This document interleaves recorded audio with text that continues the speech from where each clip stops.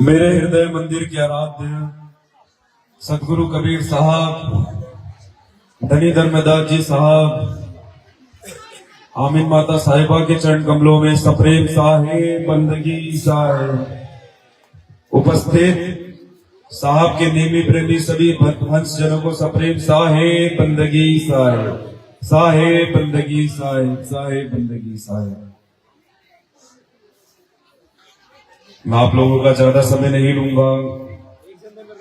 मैं जानता हूं आप लोगों को थोड़ी तकलीफ हो रही है बैठने में, काफी उमस भी हो रही है, इसलिए मैं अपनी बातों को काफी संक्षेप में कहूंगा।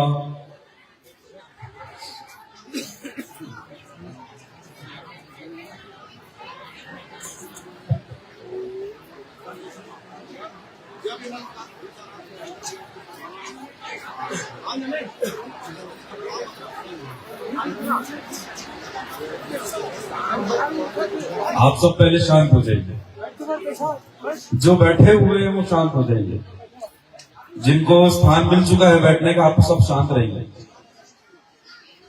आप सब शांत हो जाइए। आप लोग कमर सीधी करके बैठ जाइए, एकदम शांत हो जाइए। आप जो नहीं बैठ पाए उनको कार्यकर्ता बैठा देंगे, आप लोग उधर ध्यान मत दीजिए। और जो भी आप लोग कर रहे हैं शांति पूर्वक करिए, बाकियों को भी तकलीफ होगी, वरना आप सब पहले शांत हो जाइए, बिल्कुल शांत हो जाइए।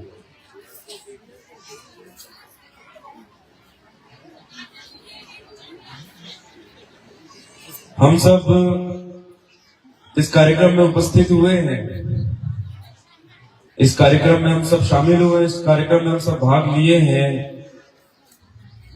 ये कार्यक्रम सतगुरु कबीर साहब की कृपा से हो रहा है। सतगुरु कबीर साहब का बताया हुआ ये पंथ है, उस पंथ में ये कार्यक्रम हो रहा है। मैं आप लोगों को बताना चाहूंगा, जो हमारे सतगुरु कबीर साहब थे, जो हमारे सतगुरु कबीर साहब हैं, वो किसी पक्ष में नहीं रहते थे, वो बिल्कुल निष्पक्ष रहते हैं। ना वो हिंदू की तरफ है ना मुसलमान की तरफ है। साहब ने कहा है, हिंदू कहो तो हूं नहीं, मुसलमान भी नहीं। साहब ने क्या कहा, हिंदू कहो तो हूं नहीं, मुसलमान भी नहीं। ना वो हिंदू है ना मुसलमान है।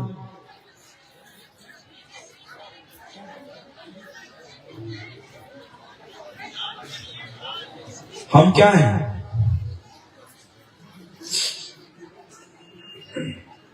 चलिए रुक जाता हूं मैं थोड़ी देर, बैठने देते हैं, आप लोगों को भी तकलीफ होगी।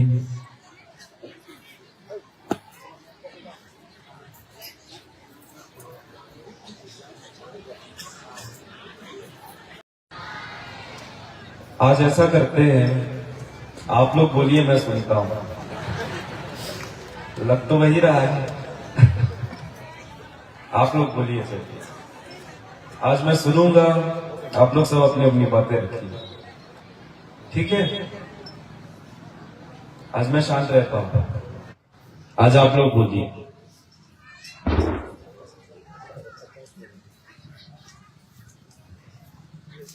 अब कैसे शांत हो गए आप लोग?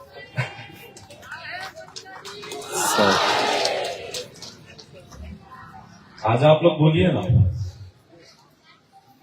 मैं सुनूंगा। आज हम सब आज सुनेंगे, आप लोग बोलिए।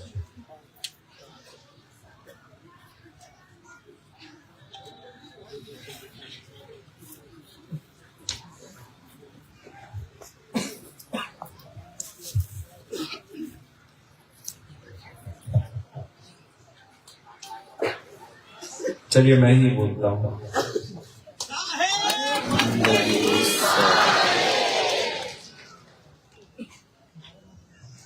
हमारे सतगुरु कबीर साहब किसी के पक्ष में नहीं रहते। हमारे कबीर साहब बिल्कुल निष्पक्ष रहते हैं। वो किसी का पक्ष नहीं लेते हैं। उन्होंने ही कहा हिंदू कहो तो हो नहीं, मुसलमान भी ना। वो ना हिंदू है ना वो मुसलमान है।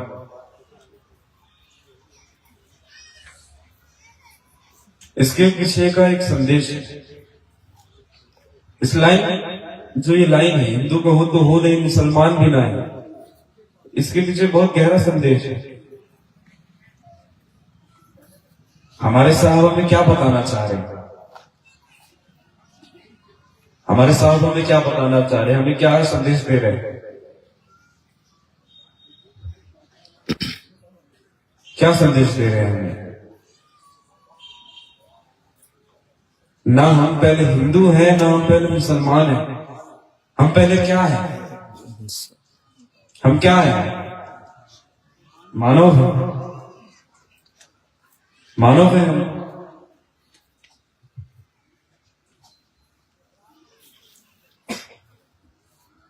अब यहां तक देख लीजिए, ना हम पहले स्त्री है ना पुरुष है।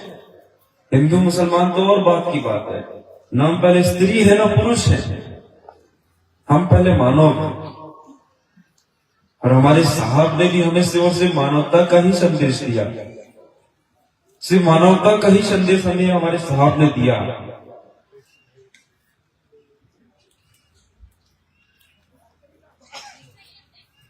सिर्फ मानवता का संदेश।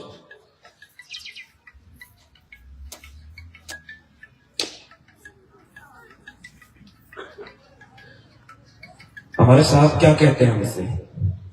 पोथी पढ़ पढ़ जगमुआ पंडित भया न कोई, ढाई अक्षर प्रेम का पढ़े सो पंडित को। हमें साहब ने प्रेम का पाठ पढ़ाया है। हमारे साहब ने हमें सिर्फ प्रेम का पाठ पढ़ाया है। प्रेम का।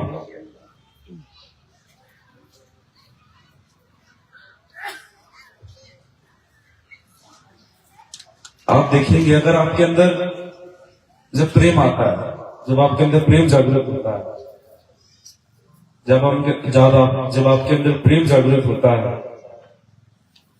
तो आपके अंदर ये भाव आ जाता है, आपके अंदर से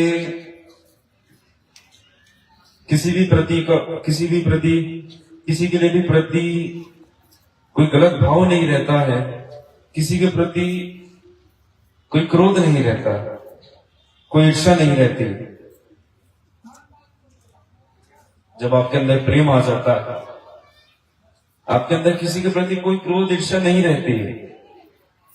ये अपना पराया का भेद हट जाता है। इस अपने पराया के भेद को ही तो हमें हटाना है। हमें हमारे अंदर प्रेम को जागरूक करना है, तभी तो हम मानव बनेंगे।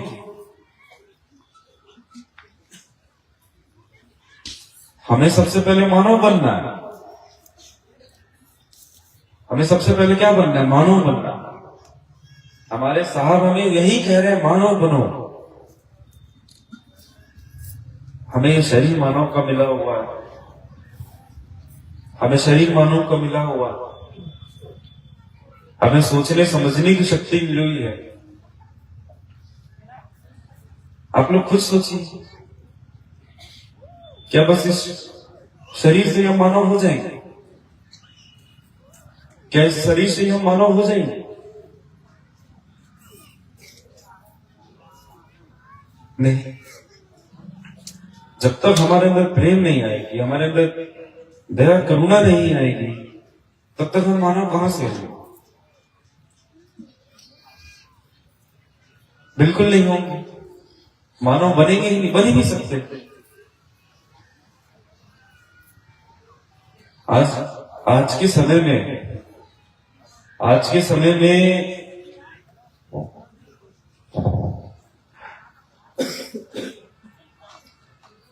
जो दुनिया भर में हो रहा है,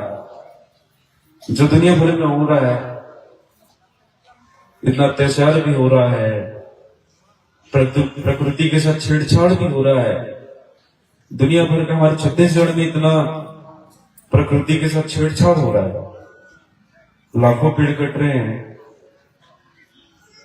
लाखों पेड़ कट रहे हैं और ऐसे काफी जंगल है, काफी सारे ऐसे जंगल है जहां पे और पेड़ काटा जाएगा। तो ये क्यों हो रहा है? क्यों हो रहा है? सब हमारे स्वार्थ की वजह से हो रहा है, सब हमारे स्वार्थ की वजह से हो रहा है।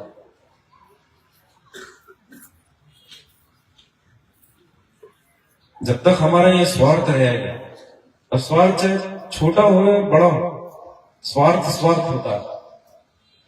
नुकसान इससे सबको पहुंचता है, नुकसान इससे सबको पहुंचता है।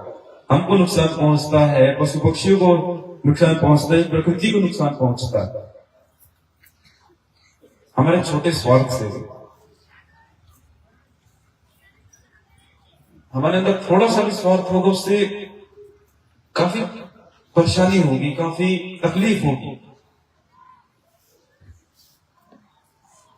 सिर्फ हमारे छोटे स्वार्थ की वजह से।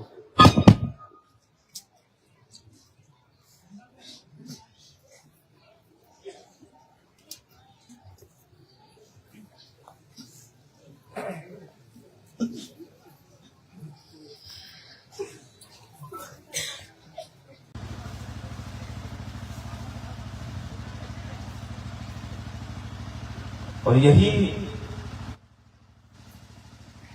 सबसे बड़ा कारण है, ये स्वार्थ ही सबसे बड़ा कारण है कि हम सुकून से, शांति से नहीं रह पा रहे।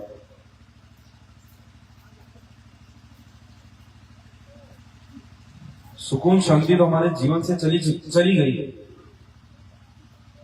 हम ये नहीं समझ पा रहे, हम जैसे वैसे ठीक, ये चीज समझ नहीं पा रहे। हमको और चाहिए, और चाहिए, और चाहिए, और चाहिए, और चाहिए। हमारे साहब ने कहा, साईं इतना दीजिए जामे कुटुंब समय, मैं भी भूखा ना रहूं साधु ना भूखा जाए। हमारे साहब की ऐसी कोई वाणी नहीं है जो किसी के पक्ष में हो।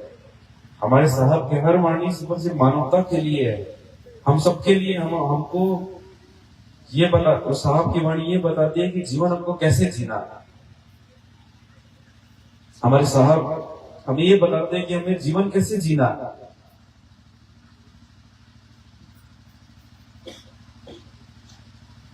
मुझे तो ये समझ नहीं आता, हम कहते हैं हम कबीरपंथी हैं, हम सदगुरु कबीर को मानने वाले, हमें इतना ज्यादा स्वार्थी है, हमारे अंदर ही इतना ज्यादा अहंकार भरा पड़ा है, हमारे अंदर ही इतना ज्यादा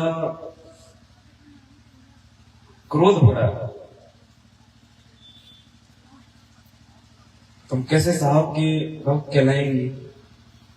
हम कैसे कहेंगे कि हमारे सदगुरु कबीर हमारे आदर्श? हम कैसे कहेंगे? जो हमारे साहब हमसे कह रहे हैं उसको हमें समझना तो पड़ेगा ना, हमें वो समझना पड़ेगा। गुरु की शरणा लीजिए भाई, दाते जी नरक नहीं जाए। इसका अर्थ क्या है? गुरु की शरणा लीजिए भाई मतलब क्या? अपने परमात्मा को अपना सारा स्वार्थ, सारा अहंकार, सब कुछ उनके चरणों में छोड़ दो, उनके चरणों में छोड़ दो। और जो ये नर्क स्वर्ग जो है, ये कोई अलग से दुनिया नहीं है कि भाई हम मरेंगे तो उसके बाद हम नर्क जाएंगे, हमको तेल में खोलेंगे, कढ़ाई में थोड़ा उबलता तेल में डालेंगे, स्वर्ग जाएंगे, स्वर्ग में हमको कुछ नहीं होगा। सब ये कल्पनाएं हैं हमारी, ये सब हमारी कल्पना है, हमने ये सब कल्पना किया। जब तक आदमी जागरूक नहीं है, जब तक आदमी सोया हुआ है, जब तक मनुष्य के अंदर स्वार्थ है, मनुष्य के अंदर अहंकार है, तब वो व्यक्ति नर्क में जी रहा है। वो नर्क में जाएगा नहीं, वो नर्क में जी रहा है। जो ये समझ गया, अपना लक्ष्य समझ गया, जो जाग गया, जिसके अंदर प्रेम आ गया, जिसके अंदर दया आ गई, वो उस समय स्वर्ग में जी रहा है। वो स्वर्ग में जाएगा नहीं, वो उस समय स्वर्ग में जी रहा होगा। वो आनंद में रहे। हो सकता है मैं अभी यहां बैठा हूं तो मैं नर्क में हूं, मेरे बाजू वाला व्यक्ति स्वर्ग में हूं।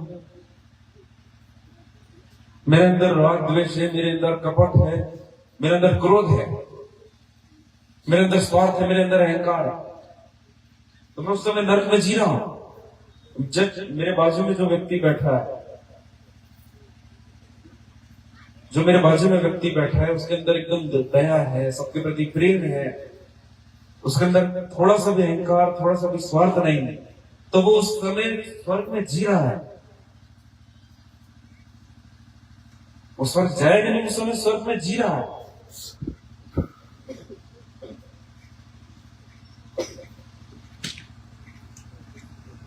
हमको ये समझना होगा, हमें ये मानव जीवन मिला हुआ है, मानव जीवन मिला हुआ है, तो हमें सबसे पहला हमारे कार्य है कि हम अपने अंदर मानवता लाए, हम अपने अंदर प्रेम लाए। सबसे पहला कार्य हमारा यही है कि हम किसी के प्रति गलत भाव नहीं रखते। इससे ज्यादा हमारे साहब हमसे कुछ नहीं कह रहे हैं। हमारे साहब हमसे सिर्फ यही कह रहे हैं कि चरित्रवान व्यक्ति बनो, एक चरित्रवान इंसान बनो, अपना चरित्र साफ रखो। हमारे साहब हमसे और कुछ नहीं चाहते। हम ना हिंदू, हम ना मुसलमान है, ना सिख है, ना ईसाई है, हम मानव, हम मानव, जो सत्य हम उसके साथ खड़े। ये चीज हमको समझना होगा। अगर ये प्रत्येक व्यक्ति समझ गया, प्रत्येक व्यक्ति अगर ये चीज समझ गया कि भाई हम मानव हैं, हम एक चरित्रवान व्यक्ति हैं, हम सत्य के साथ खड़े, तो ये जो ये धर्म की लड़ाई है, जो ये नाम की लड़ाई है, वो एक झटके में समाप्त हो सकती है। कोई बड़ी बात नहीं है, कोई बड़ी बात नहीं है।